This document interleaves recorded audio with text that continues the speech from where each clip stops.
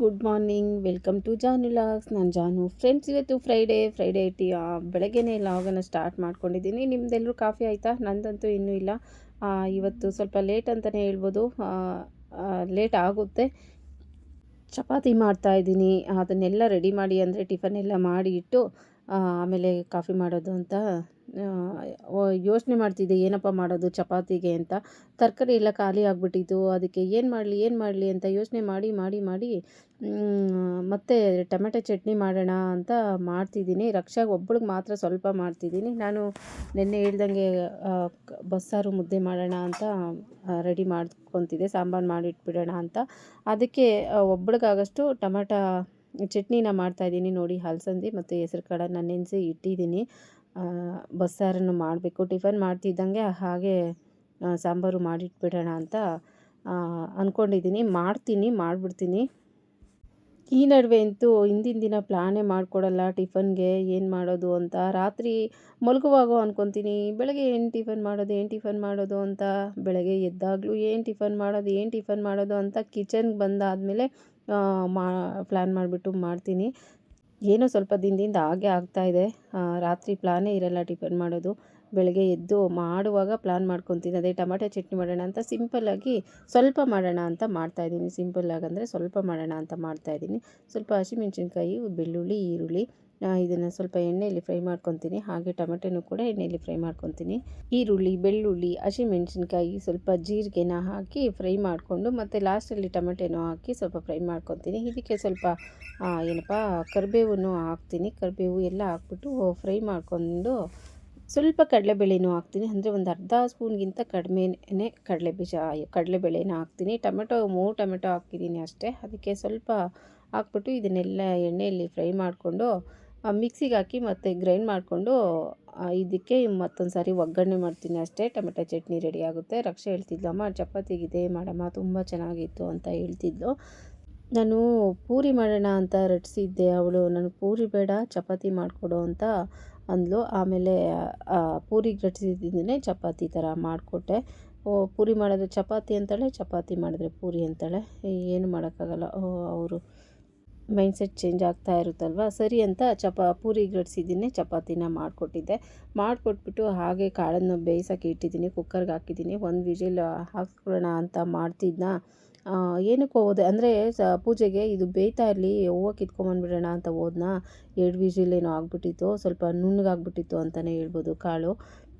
ಸ್ವಲ್ಪ ಉಪ್ಪನ್ನು ಹಾಕಿ, ಸ್ವಲ್ಪ ಕರಿಬೇವನ್ನು ಹಾಕಿ, ಸ್ವಲ್ಪ ನೀರು ಹಾಕಿ ಬೇಯೋದಕ್ಕಿಡ್ತೀನಿ. ಕರಿಬೇವು ಯಾಕಪ್ಪ ಹಾಕ್ತೀನಿ, ಚೆನ್ನಾಗಿರುತ್ತೆ. ಆ ಫ್ಲೇವರ್ ಎಲ್ಲ ತುಂಬಾ ಚೆನ್ನಾಗಿರುತ್ತೆ. ಅಂದರೆ ಮನೆ ಹತ್ರನೇ ಕರಿಬೇವಿದೆ. ಫ್ರೆಶ್ಶಾಗಿ ಹಾಕ್ತಾನೆ ನೋಡಿ, ಬೇಕಾದಾಗೆ ಹೋಗಿ ಕಿತ್ಕೊಂಬರ್ತೀನಿ. ಈ ಥರ ಯಾವಾಗ ಒಗ್ಗರಣೆ ಹಾಕ್ತೀನೋ ಆವಾಗಲೇ ಹೋಗಿ ಕರಿಬೇವನ್ನ ತಂದು, ಫ್ರೆಶ್ಶಾಗಿರುತ್ತೆ ಆವಾಗಲೇ ಹಾಕ್ತೀನಿ, ತಂದೆಲ್ಲ ಇಟ್ಕೊಳ್ಳಲ್ಲ. ಈಗ ಕಾಳನ್ನು ಬೇಯಕ್ಕೆ ಇಟ್ಟಿದ್ದೀನಿ. 1 ವಿಜಿಲ್ ಹಾಕ್ಸ್ಕೊಂಡ್ರೆ ಸಾಕಾಗ್ತಿತ್ತು. ನಾನು 2-3 ಏನೋ ಹಾಕ್ಸ್ಬಿಟ್ಟಿದ್ದೆ. ಅದು ಸ್ವಲ್ಪ ನುಣ್ಣಗಾಗ್ಬಿಟ್ಟಿತ್ತು ಕಾಳು.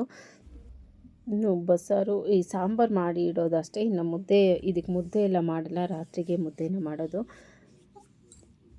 ಅದೇ ಟೊಮೆಟೊ ಚಟ್ನಿಗೆಲ್ಲ ಫ್ರೈ ಮಾಡಿದ್ದೆ ಅಲ್ವಾ, ಅದು ಸ್ವಲ್ಪ ಆರ್ಕೊಳ್ಳಿ ಅಂತ ಆರೋದಕ್ಕೆ ಇಟ್ಟಿದ್ದೆ. ಅಷ್ಟರಲ್ಲಿ ಕಾಳು ಬೇಯಿಸೋದಕ್ಕೆ ಇಡೋಣ ಅಂತ ಇಟ್ಟೆ. ನೋಡಿ, ಈಗ ಆರಿದೆ. ಗ್ರೈಂಡ್ ಮಾಡ್ಕೊತೀನಿ. ನೋಡಿ, ಪೂರಿಗೆ ರಚಿಸಿದ್ದನ್ನು ಚಪಾತಿ ಹಾಕ್ತಾಯಿದ್ದೀನಿ. ಜಾಸ್ತಿ ಏನೂ ಮಾಡೋಂಗಿಲ್ಲ.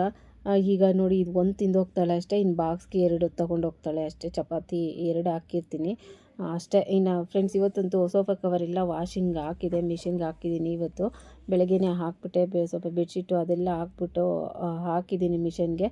ಹಾಗೆ ರಕ್ಷಾನೂ ಹೋದ್ಲು. ಇನ್ನು ಈಗ ಟೀ ಕುಡಿತಾ ಇದ್ದೀನಿ. ಸ್ವಲ್ಪ ಅವರು ಎಲ್ಲ ಕೆಲಸ ಅಂದರೆ ಟಿಫನ್ ಎಲ್ಲ ಆದಮೇಲೆ ಸಾಂಬಾರೆಲ್ಲ ಒಂದು ಬೇಯಿಸಿಟ್ಟಿದ್ದೀನಿ. ಇನ್ನು ಮಸಾಲೆನ ರುಬ್ಕೊಳ್ಬೇಕು.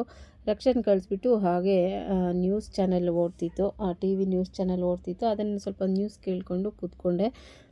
ಈ ನಡುವೆ ಅಂತೂ ನ್ಯೂಸ್ ಕೇಳೋದು ತುಂಬಾ ಕಡಿಮೆ ಆಗಿಬಿಟ್ಟಿದೆ. ಸ್ವಲ್ಪ ಅಭ್ಯಾಸ ಕಡಿಮೆ ಆಯಿತು ಅಂತಲೇ ಹೇಳ್ಬೋದು. ಮುಂಚೆ ಎಲ್ಲ ತುಂಬ ನ್ಯೂಸ್ ಕೇಳ್ತಿದ್ದೆ ಫ್ರೆಂಡ್ಸ್. ತುಂಬ ಅಂದರೆ ತುಂಬ ಹಿಂದೆ ಅಂದರೆ ಯಾವಾಗಪ್ಪ ಅಂದರೆ ಸ್ಕೂಲ್ ಡೇಸಲ್ಲಂತೂ ನ್ಯೂಸ್ ಕೇಳೋದು ಮಿಸ್ಸೇ ಆಗ್ತಿರ್ಲಿಲ್ಲ. ಅಕಸ್ಮಾತ್ ಏನಾದರೂ ಪವರ್ ಏನೋ ಹೋಯ್ತು, ಅಕಸ್ಮಾತ್ ನಮ್ಮ ಮನೇಲಿ ಏನಾದರೂ TV ಪ್ರಾಬ್ಲಮ್ ಇದೆ ಅಂದರೆ ಪಕ್ಕದ ಮನೇಲಿ ಹೋಗಿ ನ್ಯೂಸ್ ಕೇಳ್ಕೊಂಬರ್ತಿದ್ದೆ. ನನಗಿನ್ನೂ ಜ್ಞಾಪಕ ಇದೆ. ನನಗಂತೂ ಆಗಂತೂ ಉದಯ ಅಲ್ಲಿ 7 ಗಂಟೆಗೆ ನ್ಯೂಸ್ ಬರ್ತಿತ್ತು DD 1ಅಲ್ಲಿ. ಆ ನ್ಯೂಸ್ ಆವಾಗಲಿಂದ ಅಷ್ಟೇ ನನಗೆ ತುಂಬ ಅಭ್ಯಾಸ ಇತ್ತು ನ್ಯೂಸ್ ಕೇಳೋದು. ಸ್ವಲ್ಪ ಮದುವೆ ಆದಮೇಲೆ ಸ್ವಲ್ಪ ಕಡಿಮೆ ಆಯಿತು ಅಂತ ಹೇಳ್ಬೋದು. ಯಾಕೆಂದರೆ ಇಲ್ಲಿ ಯಾರೂ ಅಷ್ಟೊಂದು ನ್ಯೂಸ್ ಚಾನಲ್ ಆಗ್ತಿರ್ಲಿಲ್ಲ. ಈಗ ಕೇಳ್ತಾರೆ ನ್ಯೂಸ್ ಎಲ್ಲ ಈಗ ಕೇಳ್ತಾರೆ. ಹಾಗೆ ನ್ಯೂಸ್ ನೋಡಿಕೊಂಡು ಸ್ವಲ್ಪ ಹೊತ್ತು ಹಾಗೆ ಟೀ ಕುಡಿತಾ ಒಂದು 5 ನಿಮಿಷ ಟೈಮನ್ನು ಸ್ಪೆಂಡ್ ಮಾಡಿದೆ. ನಾವು ಕೆಲಸದ ಬ್ಯುಸಿಯಲ್ಲಿ ಮಕ್ಕಳು, ಟಿಫನ್ನು, ಆ ಕೆಲಸ, ಈ ಕೆಲಸ, ಮನೆ ಕೆಲಸ ಅಂತ ನಮ್ಮನ್ನು ನಾವೇ ಮರ್ತ್ಕೊಂಡ್ಬಿಡ್ತೀವಿ ಒಂದೊಂದು ಸಾರಿ. ಯಾವಾಗಲೋ ಒಂದೊಂದು ಸಾರಿ ಜ್ಞಾಪಕ ಬರುತ್ತೆ, ಅಥವಾ ನಮ್ಗೆ ಯಾವಾಗಲೋ ಒಂದು ಸಾರಿ ಬೇಜಾರಾದಾಗೋ, ಮೂಡ್ ಆಫ್ ಆದಾಗೋ ಅನಿಸುತ್ತೆ ನಮಗೆ ನಾವು ಟೈಮೇ ಕೊಟ್ಕೊಳ್ಳಲ್ಲ ಅಂತ. ಫ್ರೆಂಡ್ಸ್ ಮುಂದೆನೇ ಒಂಥರ ಇರುತ್ತೆ. ಈಗ ನಾವು ಎಲ್ಲರೂ ಅಷ್ಟೇ ಎಷ್ಟೋ ಮುಖ ಅಂದರೆ ಮುಂದೆ ಒಂಥರ ಮುಖ ಇದ್ದರೆ ಹಿಂದೆ ಒಂಥರನೇ ಇರುತ್ತೆ ಎಲ್ಲರದು ಅಷ್ಟೇ. ಎಲ್ಲರೂ ಅಷ್ಟೇ ಬೇರೆಯವ್ರ ಮುಂದೆ ಚೆನ್ನಾಗೇ ಇರ್ತಾರೆ, ನಗ್ನಕ್ಕೊಂಡೇ ಇರ್ತಾರೆ. ಆದರೆ ಹಿಂದೆ ಅವ್ರಿಗೆ ಎಷ್ಟೊಂದು ನೋವಿರುತ್ತೆ. ಎಲ್ಲರಿಗೂ ಅಷ್ಟೇ, ಒಬ್ರಿಗೆ ಅಂತ ಹೇಳ್ತಾ ಇಲ್ಲ, ಎಲ್ಲರಿಗೂ ಅಷ್ಟೇ ಒಂದೊಂದು ವಿಷಯನ ಯಾರ ಹತ್ರ ಹೇಳ್ಕೊಡೋದಕ್ಕೂ ಆಗಲ್ಲ. ಏನಾದರೂ ಮನಸ್ಸಿಗೆ ತುಂಬ ಬೇಜಾರಾದಾಗ ಅನಿಸುತ್ತೆ, ಅಯ್ಯೋ ನಮಗೆ ನಾವು ಕೇರೇ ತೊಗೊಳಲ್ವಲ್ಲ ಅಂತ ಅನಿಸುತ್ತೆ. ಅಂದರೆ ಒಬ್ಬೊಬ್ಬರ ಲೈಫ್ ಸ್ಟೈಲು ಒಂದೊಂದು ಥರ ಇರುತ್ತೆ. ಯಾರು ಯಾವಾಗಲೂ ನಗ್ನಕ್ಕೊಂಡಿರ್ತಾರೋ, ಯಾರು ಎಲ್ಲ ಚೆನ್ನಾಗಿ ಡೈಲಿ ಮಾತಾಡ್ಕೊಂಡಿರ್ತಾರೋ, ನಿಜವಾಗ್ಲೂ ಖುಷಿಯಾಗಿರ್ತಾರೋ, ಅವ್ರಿಗೆ ಇರೋಷ್ಟು ನೋವು ಬೇರೆ ಯಾರಿಗೂ ಇರಲ್ಲ. ಎಷ್ಟೋ ವಿಷಯಗಳನ್ನು ಹೇಳ್ಕೊಡೋದಕ್ಕಾಗಲ್ಲ, ಅನುಭವಿಸೋದಕ್ಕೂ ಆಗಲ್ಲ. ಆ ಥರ ಎಷ್ಟೋ ಜನ ಹೆಣ್ಮಕ್ಳಿಗೆ ಆ ಥರ ಪ್ರಾಬ್ಲಮ್ಸ್ ಇರುತ್ತೆ. ನಮ್ಮ ನೋವನ್ನು, ನಮ್ಮ ಕಷ್ಟನ ಯಾರ ಮುಂದೆ ತೋರಿಸ್ಕೊಬಾರ್ದಪ್ಪ ಅಂತ ಯಾರು ಎಲ್ಲ ಹೋಗ್ತಾ ಇರ್ತಾರೋ, ಆ ನೋವಿದ್ರು ಅದನ್ನೆಲ್ಲ ಮರೆಮಾಚಿ ಎಲ್ಲರ ಮುಂದೆ ಚೆನ್ನಾಗಿರೋ ಥರ ಡ್ರಾಮಾ ಮಾಡ್ತಾ ಇರ್ತಾರೋ, ಅವ್ರಿಗಂತೂ ನೋವು ಕಟ್ಟಿಟ್ಟು ಬುತ್ತಿ ಅಂತಲೇ ಹೇಳ್ಬೋದು. ಏನೂ ಪ್ರಾಬ್ಲಮ್ ಇಲ್ಲ, ಎಲ್ಲರಿಗೂ ಸಾಮಾನ್ಯವಾಗಿ ಇದ್ದೇ ಇರುತ್ತೆ. ಆದರೆ ಅಂಥ ಮೇಜರ್ ಪ್ರಾಬ್ಲಮ್ಸ್ ಏನೂ ಇಲ್ಲ ಅನ್ನೋರು ತುಂಬ ಡ್ರಾಮಾ ಮಾಡ್ತಿರ್ತಾರೆ. ನಮ್ಗೆ ಆ ಪ್ರಾಬ್ಲಮ್, ಈ ಪ್ರಾಬ್ಲಮ್ಮು, ನನ್ನ ಗಂಡ ಹಾಗೆ, ನಮ್ಮ ಅತ್ತೆ ಮಾವ ಹೀಗೆ, ನನ್ನ ಮಕ್ಳು ಹಾಗೆ ಹೀಗೆ ಅಂತ ಎಲ್ಲ ಡ್ರಾಮಾ ಮಾಡ್ತಿರ್ತಾರಲ್ವ, ಅವ್ರಿಗೆಲ್ಲರೂ ಎಲ್ಪ್ ಮಾಡ್ತಾರೆ. ಅವ್ರನ್ನೆಲ್ಲ ಕೇರ್ ಮಾಡ್ತಾರೆ. ಅವ್ರ ಬಗ್ಗೆ ಎಲ್ಲರಿಗೂ ಕನ್ಸರ್ನ್ ಇರುತ್ತೆ. ಅಯ್ಯೋ ಪಾಪ ಅಂತಾರೆ. ಆದರೆ ಎಲ್ಲ ನೋವನ್ನು ಮುಚ್ಚಿಟ್ಕೊಂಡು ನಮಗೆಲ್ಲ ಚೆನ್ನಾಗಿದೆ ಅಂತ ಇರ್ತಾರಲ್ವ, ಅವರು ಯಾರಿಗೂ ಅರ್ಥ ಆಗಲ್ಲ. ಅವ್ರ ಕಷ್ಟವೂ ಅರ್ಥ ಆಗಲ್ಲ, ಅವ್ರ ನೋವು ಅರ್ಥ ಆಗಲ್ಲ. ಅವ್ರಿಗೇನಪ್ಪ ಚೆನ್ನಾಗಿದ್ದಾರೆ ಅಂತಲೇ ಅನಿಸ್ತಾ ಇರುತ್ತೆ. ಆದರೆ ಯಾರಿಗೂ ಗೊತ್ತಿರಲ್ಲ, ಆ ನಗು ಮುಖದ ಮುಂದೆ ಹೇಳ್ಕೊಳ್ಳೋಕ್ಕಾಗದೇ ಇರೋಷ್ಟು ನೋವಿರುತ್ತೆ ಅಂತ. ಎಷ್ಟೋ ಜನಗಳ ಹೆಣ್ಮಕ್ಳ ಪರಿಸ್ಥಿತಿ ಇದೇ ಥರನೇ ಇರುತ್ತೆ ಅಲ್ವಾ.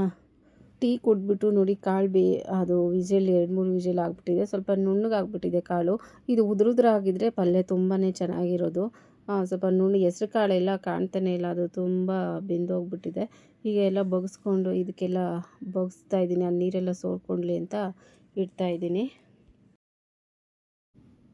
ಇನ್ನೀಗ ಬಸ್ಸಾರಿಗೆ ಮಸಾಲೆನ ರೆಡಿ ಮಾಡ್ಕೊಳ್ತಾ ಇದ್ದೀನಿ. ಸ್ವಲ್ಪ ಈರುಳ್ಳಿ, ಬೆಳ್ಳುಳ್ಳಿ, ಸ್ವಲ್ಪ ಕರಿಬೇವು, ಜೀರಿಗೆ, ಸ್ವಲ್ಪ ಮೆಣಸಿನ್ಕಾಯಿ ಎಲ್ಲ ಹಾಕಿ ಈ ಥರ ಎಣ್ಣೆಯಲ್ಲಿ ಫ್ರೈ ಮಾಡ್ಕೊತೀನಿ. ಮೆಣಸಿನ್ಕಾಯಿ ಈಗ ಹಾಕ್ತಾಯಿಲ್ಲ, ಯಾಕೆಂದರೆ ಸಾಂಬಾರು ಪುಡಿ ಹಾಕ್ತಿರ್ವಲ್ವ, ಅದರಲ್ಲೇ ಬೇಜಾನ್ ಖಾರ ಇರುತ್ತೆ. ನಾವು ಮೀಡಿಯಮ್ ಖಾರ ತಿನ್ನೋದು, ಅದಕ್ಕೆ ಎಕ್ಸ್ಟ್ರಾ ಖಾರ ಬೇಕು, ಇನ್ನೂ ಸ್ವಲ್ಪ ಜಾಸ್ತಿ ಖಾರ ಬೇಕು ಅಂದರೆ ಮಾತ್ರ ಮೆಣಸಿನ್ಕಾಯಿ ಹಾಕ್ಕೊಂಡು ಫ್ರೈ ಮಾಡ್ಕೊತೀನಿ. ಇದನ್ನೆಲ್ಲ ಫ್ರೈ ಮಾಡಿಬಿಟ್ಟು ಇದ್ರ ಜೊತೆ ಇನ್ನು ಸ್ವಲ್ಪ ಫ್ರೈ ಮಾಡಿರೋದು ಈರುಳ್ಳಿ, ಬೆಳ್ಳುಳ್ಳಿ, ಸ್ವಲ್ಪ ಹಸಿ ಈರುಳ್ಳಿ, ಬೆಳ್ಳುಳ್ಳಿ, ಸ್ವಲ್ಪ ಹುಣಸೆಹಣ್ಣು, ಸ್ವಲ್ಪ ಕೊಬ್ಬರಿ, ಸ್ವಲ್ಪ ಕೊತ್ತಂಬರಿ, ಇದನ್ನು ಹಾಕಿ ಸ್ವಲ್ಪ ಕಾಳು ಹಾಕ್ಬಿಟ್ಟು ಸ್ವಲ್ಪ ಸಾಂಬಾರು ಪುಡಿ ಹಾಕ್ಕೊಂಡು ಮಸಾಲೆನ ರೆಡಿ ಮಾಡ್ಕೊತೀನಿ ಬಸ್ಸಾರಿಗೆ.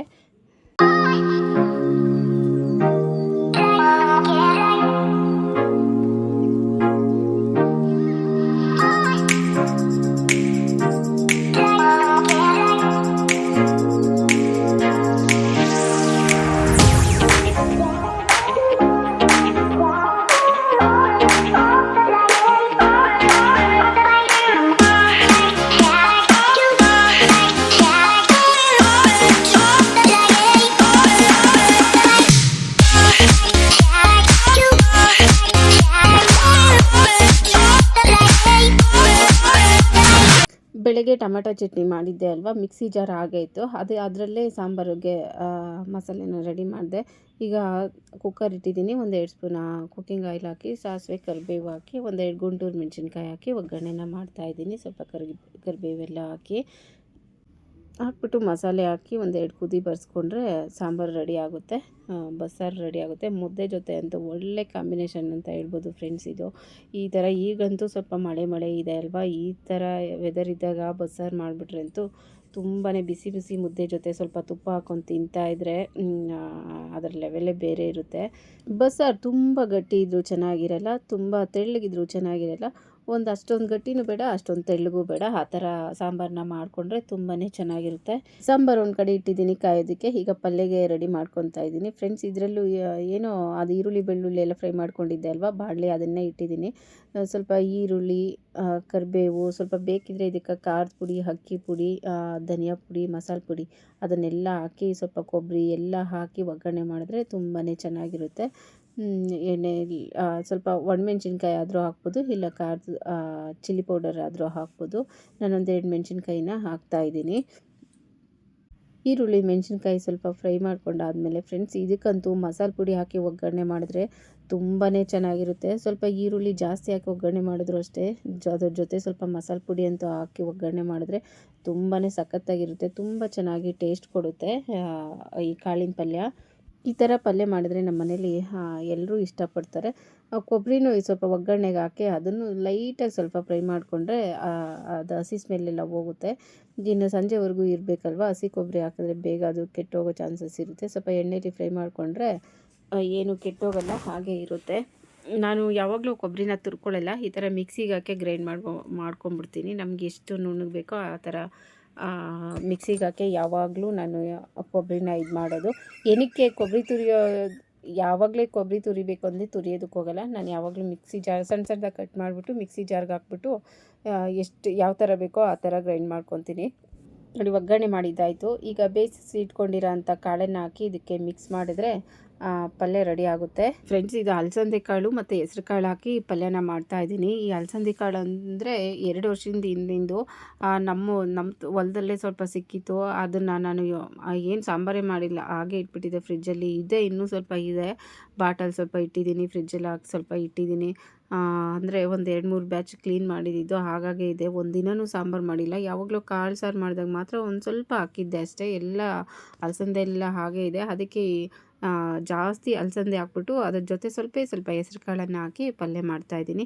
ನೋಡಿ, ಪಲ್ಯ ರೆಡಿ ಆಯಿತು. ಈಗ ಸ್ನಾನ ಮಾಡ್ಕೊಂಬಂದು ಪೂಜೆನ ಮಾಡಬೇಕು. ಲಾಸ್ಟಲ್ಲಿ ಸ್ವಲ್ಪ ಕೊತ್ತಂಬರಿ ಉದುರಿಸಿದ್ರೆ ನೋಡೋದಕ್ಕೆ ಎಷ್ಟು ಚೆನ್ನಾಗಿ ಕಾಣುತ್ತೆ ಅಂತ.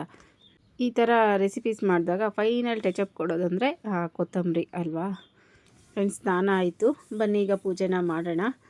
ನೆನ್ನೆ ಎಲ್ಲ ಕ್ಲೀನಾಗಿ ಆಗಿದೆ ಪೂಜೆ ಎಲ್ಲ, ಅದೆಲ್ಲ ಒರೆಸಿದ್ದು ಮತ್ತು ಕಳಶದ ಎಲೆ ನೀರು ಎಲ್ಲ ಚೇಂಜ್ ಮಾಡಿ ನಿನ್ನೆ ಗುರುವಾರ ರಾಯರ ಪೂಜೆ ಎಲ್ಲ ಚೆನ್ನಾಗಿ ಆಗಿದೆ. ಈಗ ಸ್ವಲ್ಪ ಹೂವು ಚೇಂಜ್ ಮಾಡಿ ದೀಪ ಹಚ್ಚಿ ಕಡ್ಡಿ ಹಚ್ತೀನಿ ಅಷ್ಟೇ. ಪೂಜೆ ಇನ್ನೇನು ಡೀಪ್ ಕ್ಲೀನಿಂಗು ಆ ಥರ ಏನೂ ಇಲ್ಲ. ನಿನ್ನೆ ಎಲ್ಲ ನೀಟಾಗಿ ಆಗಿದೆ.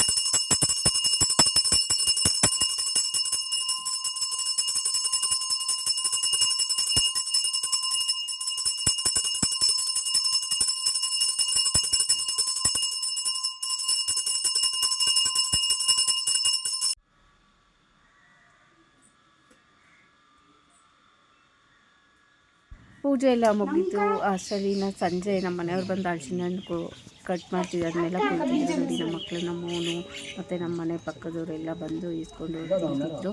ಎಷ್ಟೊಂದು ದೊಡ್ಡ ಕಾಯಿ ಗೊತ್ತಾ, ದಪ್ಪ, ಎಷ್ಟೆಷ್ಟು ದಪ್ಪ ತೊಳೆ ಇರುತ್ತೋ. 2 ಮರ ಇದೆ, ಒಂದರಲ್ಲಿ ಚಿಕ್ಕದು ತೊಳೆ ಇರುತ್ತೆ, ಇನ್ನೊಂದರಲ್ಲಿ ದೊಡ್ಡ ತೊಳೆ ಇರುತ್ತೆ. ಎಷ್ಟೆಷ್ಟು ದಪ್ಪ ಇದೆ, ಒಂದು 2 ತೊಳೆ ತಿಂದ್ಬಿಟ್ರೆ ಸಾಕು, ಹೊಟ್ಟೆ ತುಂಬ್ಕೊಂಬಿಡುತ್ತೆ. ನೋಡಿ ಎಷ್ಟೆಷ್ಟು ದಪ್ಪ ಇದೆ ಅಂತ. ತುಂಬಾ ಚೆನ್ನಾಗಿರುತ್ತೆ. ಹಾಗೆ ಎಷ್ಟು ಚೆನ್ನಾಗಿರುತ್ತೋ ಇದು, ತುಂಬಾ ಟೇಸ್ಟಾಗಿರುತ್ತೆ. ಇನ್ನು ಎಲ್ಲ ಇಷ್ಟೂ ತಿನ್ನಲ್ಲ, ಪ್ರತಿದಿನ ವೇಸ್ಟ್ ಆಗುತ್ತೆ. ಒಂದು ದೊಡ್ಡದಿತ್ತು ಸ್ವಲ್ಪ, ಇನ್ನೊಂದು ಅರ್ಧ ಕಾಯಿನ ನಮ್ಮ ಮನೆ ಪಕ್ಕದವ್ರಿಗೆ ಕೊಟ್ಟಿದ್ದಾರೆ. ಇನ್ನು ಅರ್ಧ ಕಾಯಿನ ಕಟ್ ಮಾಡ್ತಾಯಿದ್ದಾರೆ. ಇದು ಜಾಸ್ತಿ ಆಗುತ್ತೆ, ಇನ್ನು ಕಟ್ ಮಾಡಿ ಯಾರಿಗಾದರೂ ಕೊಡೋದು. ನೋಡಿ ಎಷ್ಟೊಂದು ತೊಳೆ ಇದೆ ಅಂತ. ನನಗಂತೂ ತುಂಬಾ ಇಷ್ಟ, ನಾನು ತಿಂತಾ ಇರ್ತೀನಿ. ತುಂಬಾ ಇಷ್ಟ ನನಗೆ ಈ ಹಲಸಿನ ತೊಳೆ ಅಂದರೆ. ಹಾಗೆ ಊರಿಂದ ಸ್ವಲ್ಪ ನೇರಳೆ ಹಣ್ಣು ತಂದಿತ್ತು ಫ್ರೆಂಡ್ಸ್, ಅದು ಫ್ರಿಜ್ಜಲ್ಲೇ ಇಟ್ಟು, ಮದುವೆಗೆ ಹೋಗಿದ್ವಲ್ಲ ಆವಾಗ ತಂದಿದ್ದು, ಫ್ರಿಜ್ಜಲ್ಲೇ ಇಟ್ಟು ಅಕಸ್ಮಾತ್ ಇವತ್ತು ಎಲ್ಲರೂ ಮನೆಯಲ್ಲಿದ್ದಾರೆ ತಿಂತಾರೇನೋ ಅಂತ ಉಪ್ಪು ಹಾಕ್ಬಿಟ್ಟು ಸ್ವಲ್ಪ ನೀರಲ್ಲಿ ನೆನೆ ಹಾಕಿ ಇಟ್ಟಿದ್ದೀನಿ. ಹಾಗೆ ಹಲಸಿನಲ್ಲೆಲ್ಲ ತಿಂದು ಟೀನೂ ಆಯಿತು ಫ್ರೆಂಡ್ಸ್. ನೋಡಿ ರಾತ್ರಿ ಬಸ್ಸಾರು ಮುದ್ದೆ ಮಾಡಿದೆ. ಬೆಳಗ್ಗೆ ಟೊಮೆಟೊ ಚಟ್ನಿ ಮಾಡಿದ್ದೆ ಅಲ್ವಾ, ಚೆನ್ನಾಗಿದೆ ರಕ್ಷಾ ಅಂತಂದ್ಲು. ಅದೇನು ನೋಡಿ ಕಲ್ಲರೇ ಬರಲಿಲ್ಲ, ರೆಡ್ ಕಲರೇ ಬರಲಿಲ್ಲ, ಈ ಥರ ಕಲ್ಲರೇ ಇತ್ತು. ನಾನು ಟೇಸ್ಟ್ ಮಾಡೋಣ ಅಂತ ಈಗ ಸ್ವಲ್ಪ ಮುದ್ದೆ ಜೊತೆ ಹಾಕ್ಕೊಂಡಿದ್ದೀನಿ. ರಕ್ಷೆ ಚಪಾತಿನೇ ಹಾಕ್ಕೊಂಡಿದ್ಲು. ಹಾಗೆ ಮಾವಿನ ಹಣ್ಣು ಊರಿಂದ, ಇದು ನಮ್ಮ ಮರದ್ದೇ, ಊರಲ್ಲಿರೋ ಮರದ್ದು, ತುಂಬಾ ಸ್ವೀಟಾಗಿರುತ್ತೆ. ಮಾವಿನ ಹಣ್ಣು ಕಟ್ ಮಾಡ್ಕೊಂಡು ನಮ್ಮ ಮನೇಲಿ ಮಾವಿನ ಹಣ್ಣಿನ ಊಟದ ಜೊತೆ ತಿಂತಾರೆ, ಅದಕ್ಕೆ ಮಾವಿನ ಹಣ್ಣು ಕಟ್ ಮಾಡಿಕೊಟ್ಟಿದ್ದೆ ಫ್ರೆಂಡ್ಸ್. ಇಲ್ಲಿಗೆ ವ್ಲಾಗನ್ನು ಎಂಡ್ ಮಾಡ್ತಾ ಇದ್ದೀನಿ. ಇದಾಗಿತ್ತು ಫ್ರೆಂಡ್ಸ್ ಫ್ರೈಡೇ ವ್ಲಾಗ್. ಈ ವ್ಲಾಗ್ ನಿಮಗೆಲ್ಲ ಇಷ್ಟ ಆಯಿತು ಅಂತ ಅಂದ್ಕೊತೀನಿ. ಇಷ್ಟ ಆದರೆ ಪ್ಲೀಸ್ ಒಂದು ಲೈಕ್ ಮಾಡಿ. ಹಾಗೆ ಯಾರೆಲ್ಲ ನೋಡ್ತಿದ್ದಾರೆ ದಯವಿಟ್ಟು ಸಬ್ಸ್ಕ್ರೈಬ್ ಮಾಡ್ಕೊಂಡು ಸಪೋರ್ಟ್ ಮಾಡಿ. ನಿಮ್ಮ ಫ್ಯಾಮಿಲಿ ಫ್ರೆಂಡ್ಸ್ಗೂ ಶೇರ್ ಮಾಡಿ ಅಂತ ಹೇಳ್ತಾ ಥ್ಯಾಂಕ್ ಯು ಫಾರ್ ವಾಚಿಂಗ್.